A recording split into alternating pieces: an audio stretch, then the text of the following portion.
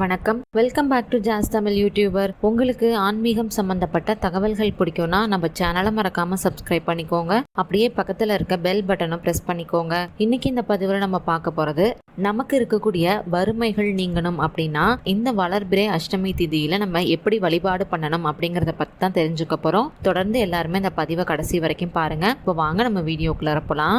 ஒரு மாசத்துல பாத்தீங்கன்னா 2 அஷ்டமிகள் வரும். வளர்பிறை அஷ்டமி, தேய்பிறை அஷ்டமி.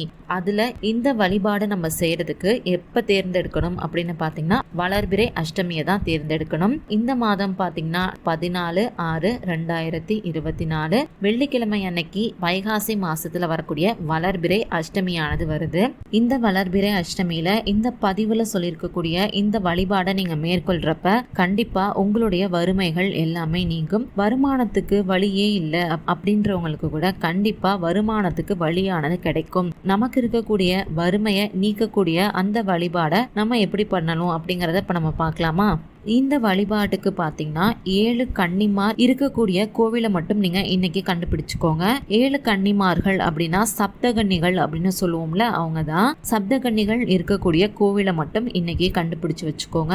அதுக்கப்புறம் வளர்பிறை அஷ்டமி திதி அன்னைக்கு இந்த வழிபாடை நீங்க செய்யணும். எப்படின்னு பாத்தீங்கன்னா 7 கன்னிமார்களுக்கும் 2 வெற்றிலை, 2 களிப்பாக்கு, 1 பூ அப்படின்னு 7 கன்னிமாருக்கும் தனித்தனியா 7 செட்டு நீங்க ரெடி பண்ணி வச்சுக்கணும். அது வரிசையா கன்னிமார்களுக்கு முன்னாடி வச்சிருங்க.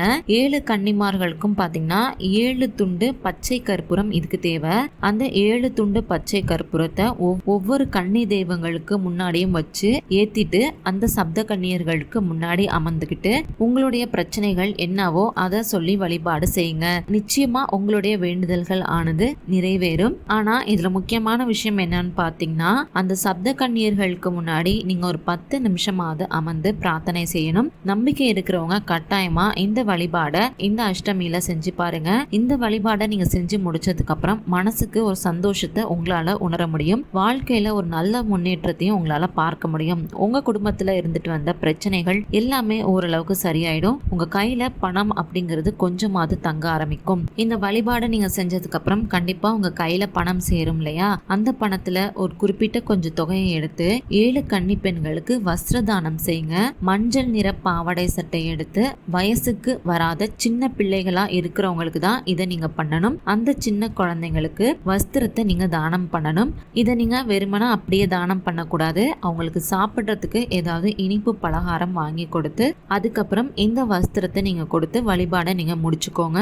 இதை நீங்க செய்யறப்ப கண்டிப்பா உங்க வாழ்க்கையில ஒரு நல்ல மாற்றத்தை உணர முடியும் அப்படிங்கிற கருத்தோட இன்னைக்கு இந்த பதிவை நான் நிறைவு செய்றேன். உங்களுக்கு இந்த பதிவு பயனுள்ளதா இருந்துச்சுன்னு நினைச்சீங்கன்னா மறக்காம லைக் பண்ணி, ஷேர் பண்ணி, கமெண்ட் பண்ணுங்க. அது மட்டும் இல்லாம உங்களுக்கு ஆன்மீகம் சம்பந்தப்பட்ட எந்த மாதிரியான பதிவுகள் வேணும்னு நினைக்கிறீங்களோ நம்ம சேனலோட மெயில் ஐடியிலயோ இல்ல கீழே இருக்க கமெண்ட் பாக்ஸ்ல எனக்கு தெரியப்படுத்துங்க. நன்றி, வணக்கம்.